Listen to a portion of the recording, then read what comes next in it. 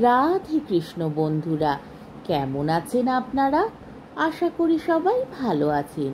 আজকে আবার একটা নতুন ভিডিও নিয়ে হাজির হয়ে গেছি। ভিডিওটি শেষ অবধি দেখার অনুরোধ রইল। আজকের গল্প বিভূতিভূষণ বন্দ্যোপাধ্যায়ের অভিশপ্ত। আজকে গল্পের দ্বিতীয় পর্ব। ৩০০ বছর আগেকার কথা। মুনিম খাঁ তখন গৌড়ের সুবাদার। এই অঞ্চলে তখন বারভূইয়ার দুই প্রতাপশালী ভূইয়া রাজা রামচন্দ্র রায় ও ঈশাখা মসনদ ই আলীর খুব প্রতাপ। মেঘনার মোহনার বাহির সমুদ্র, যাকে এখন সন্দ্বীপ চ্যানেল বলে, সেখানে তখন মগ আর পর্তুগিজ জলদস্যুরা শিকার অন্বেষণে সেনপক্ষীর মতো ওত পেতে বসে থাকত। সে সময় এখানে এরকম জঙ্গল ছিল না। এই সমস্ত জায়গা তখন কীর্তি রায়ের অধিকারে ছিল। এইখানে তার সুদৃঢ় দুর্গ ছিল। মগ জলদস্যুদের সঙ্গে তিনি অনেকবার লড়েছিলেন। তার অধীনে সৈন্য সামন্ত, কামান, যুদ্ধের কোষা সবই ছিল। সন্দ্বীপ তখন ছিল পর্তুগিজ জলদস্যুদের প্রধান আড্ডা। এদের আক্রমণ থেকে আত্মরক্ষা করবার জন্য এই অঞ্চলের সকল জমিদারকে সৈন্যবল দৃঢ় করে গড়তে হতো। এই বনের পশ্চিম ধার দিয়ে তখন আর একটা খাল বড় নদীতে পড়ত। বনের মধ্যে তার চিহ্ন এখনো আছে। কীর্তি রায় তখন অত্যন্ত অত্যাচারী এবং দুর্ধর্ষ জমিদার ছিলেন। তার রাজ্যে এমন সুন্দর মেয়ে কমই ছিল যে তার অন্তঃপুরে একবার না ঢুকেছে। তাছাড়া তিনি নিজেও এক প্রকার জলদস্যু ছিলেন। তার নিজের অনেকগুলো বড় ছিপ ছিল। আশেপাশের জমিদারি, এমনকি নিজের জমিদারির মধ্যেও সম্পত্তিশালী গৃহস্থের ধনরত্ন, স্ত্রীকন্যা লুটপাট করারূপ মহৎ কার্যে সেগুলি ব্যবহৃত হতো।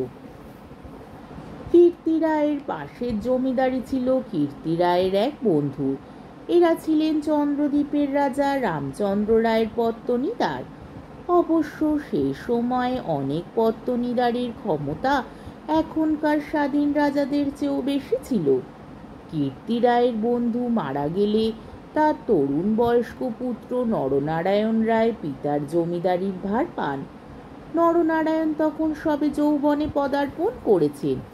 অত্যন্ত সুপুরুষ, বীর ও শক্তিমান।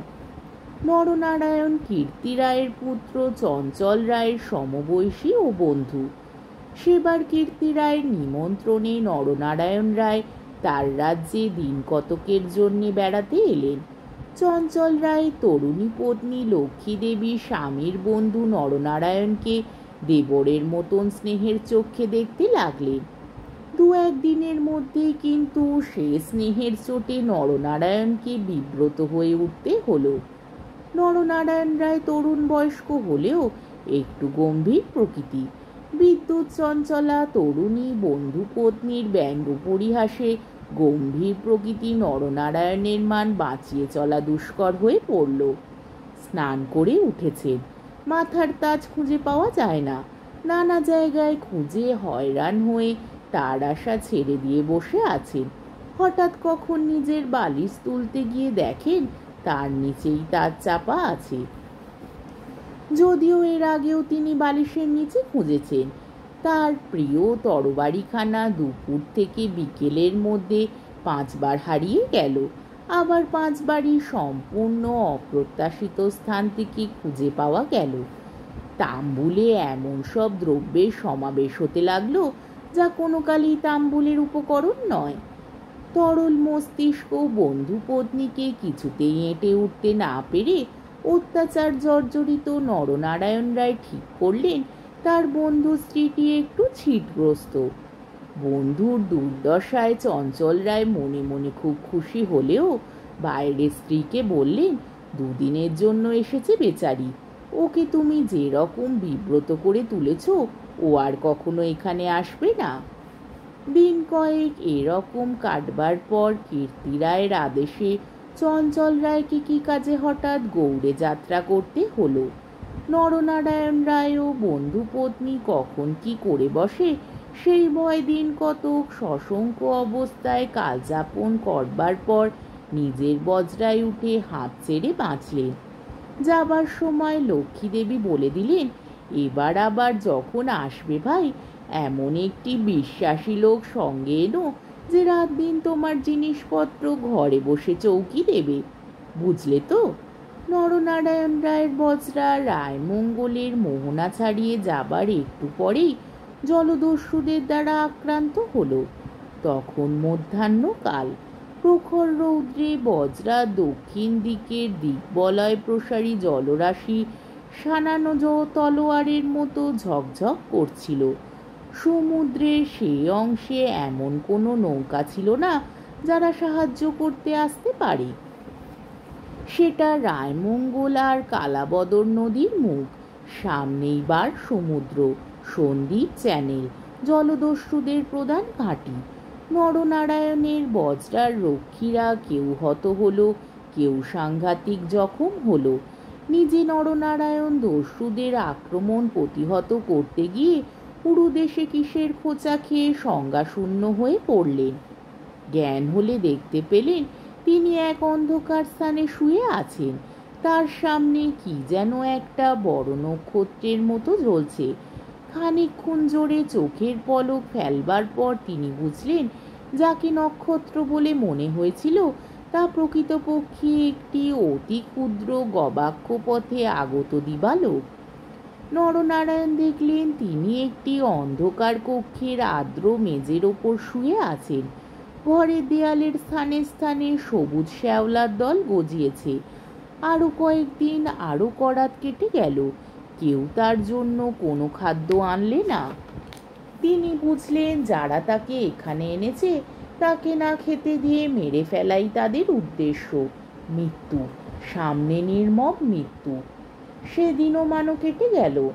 আঘাতজনিত ব্যথায় এবং ক্ষুধা তৃষ্ণায় অবসন্ন দেহে নরনারায়ণের চোখের সামনে থেকে গবাক্ষ পথে শেষ দিবালোক মিলিয়ে গেল। তিনি অন্ধকার ঘরের পাষাণ শয্যায় ক্ষুধা কাতর দেহে প্রসারিত করে অধীরভাবে মৃত্যুর অপেক্ষা করতে লাগলেন। প্রকৃতির একটা ক্লোরোফর্ম আছে, যন্ত্রণা পেয়ে মরছে এমন প্রাণীকে মৃত্যু যন্ত্রণা থেকে বাঁচাবার জন্যে সেটা মুমূর্ষু প্রাণীকে অভিভূত করে। ধীরে ধীরে যেন সেই দয়াময়ী মৃত্যুতন্দ্রা এসে তাকেও আশ্রয় করলে। অনেকক্ষণ পরে, কতক্ষণ পরে তা তিনি বুঝতে পারলেন না। হঠাৎ আলো চোখে লেগে তার তন্দ্রাঘোর কেটে গেল। বিস্মিত নরনারায়ণ চোখ মেলে দেখলেন তার সামনে প্রদীপ হস্তে দাঁড়িয়ে তার বন্ধু পত্নী লক্ষ্মী দেবী। কথা বলতে গিয়ে লক্ষ্মী দেবীর ইঙ্গিতে নরনারায়ণ থেমে গেলেন। লক্ষ্মী দেবী হাতের প্রদীপটি আঁচল দিয়ে ঢেকে নরনারায়ণকে তার অনুসরণ করতে ইঙ্গিত করলেন।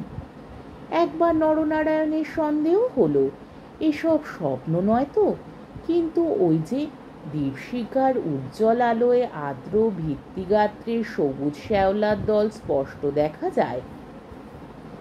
নরনারায়ণ শক্তিমান যুবক, ক্ষুধায় দুর্বল হয়ে পড়লেও নিশ্চিত মৃত্যুর গ্রাস থেকে বাঁচবার উৎসাহে তিনি দৃঢ়পদে অগ্রবর্তিনী ক্ষিপ্রগামিনী বন্ধুপত্নীর পশ্চাৎ পশ্চাৎ চললেন। একটা বক্রগতি পাথরের সিঁড়ি দিয়ে উপরে উঠে একটা দীর্ঘ সুড়ঙ্গ পার হবার পর তিনি দেখলেন যে কীর্তি রায়ের প্রাসাদের সামনের খালধারে এসে পৌঁছেছেন। লক্ষ্মী দেবী একটা ছোট বেতে বোনা থলি বের করে তার হাতে দিয়ে বললেন, এতে খাবার আছে, এখানে খেও না। তুমি সাঁতার জানো, খাল পার হয়ে ওপারে গিয়ে কিছু খেয়ে নাও, তারপর যত শিগগির পারো পালিয়ে যাও। ব্যাপার কি নরনারায়ণ রায় একটু একটু বুঝলেন। তার বিস্তৃত জমিদারি কীর্তি রায়ের জমিদারির পাশেই, এবং তার অবর্তমানে কীর্তি রায় তনুর্মর্দন দেবের বংশধরদের ভবিষ্যৎ পত্তনীদ্বার। অত বড় বিস্তৃত ভূসম্পত্তি সৈন্য সামন্ত কীর্তি রায়ের হাতে এলে তিনি কি আর কিছু গ্রাহ্য করবেন? কীর্তি রায় যে মাথা নিচু করে আছেন তার এই কি কারণ নয় যে তার এক পাশে বাকলা, চন্দ্রদ্বীপ, অন্য পাশে ভুলু আর প্রতাপশালী ভূঁইয়া রাজা লক্ষণ মাণিক্য। প্রদীপের আলোয় নরনারায়ণ দেখলেন তার বন্ধু পত্নীর মুখে সে চটুল হাস্যরেখার চিহ্নও নেই। তার মুখখানি সহানুভূতিতে ভরা মাতৃমুখের মতন স্নেহকোমল হয়ে এসেছে। তাদের চারপাশে গাঢ় অন্ধকার, মাথার উপর আকাশের বুক চিরে দিগন্ত বিস্তৃত উজ্জ্বল ছায়াপথ। নিকটেই খালের জল জোর ভাটার টানে তীরের হোগলা গাছ দুলিয়ে কলকল শব্দে বড় নদীর দিকে ছুটেছে। নরনারায়ণ আবেগপূর্ণ সুরে জিজ্ঞাসা করলেন, বউ ঠাকুরন, চঞ্চল কি এর মধ্যে আছে? লক্ষ্মী দেবী বললেন, না ভাই, তিনি কিছু জানেন না। এসব শ্বশুর ঠাকুরের কীর্তি, এই জন্যেই তাকে অন্য জায়গায় পাঠিয়েছেন। এখন আমার মনে হচ্ছে গৌর টৌর সব মিথ্যে। নরনারায়ণ দেখলেন লজ্জায় দুঃখে তার বন্ধু পত্নীর মুখ বিবর্ণ হয়ে উঠেছে। লক্ষ্মী দেবী আবার বললেন, আমি আজ জানতে পারি খিড়কিগড়ের পাইক সর্দার আমায় মা বলে। তাকে দিয়ে দুপুর রাতে সব পাহারা সরিয়ে রেখে দিয়েছিলাম। তাই নরনারায়ণ বললেন, বউ ঠাকুরুন, আমার এক বোন ছেলেবেলায় মারা গিয়েছিল। তুমি আমার সেই বোন, আজ আবার ফিরে এলে। লক্ষ্মী দেবীর পদ্মের মতন মুখখানি চোখের জলে ভেসে গেল। একটু ইতস্তত করে বললেন, ভাই, বলতে সাহস পাইনি, তবুও একটা কথা বলছি, বোন বলে যদি রাখো। নরনারায়ণ জিজ্ঞাসা করলেন, কি কথা বউ ঠাকুরুন? লক্ষ্মী দেবী বললেন, তুমি আমার কাছে বলে যাও ভাই যে শ্বশুর ঠাকুরের কোনো অনিষ্ট চিন্তা তুমি করবে না।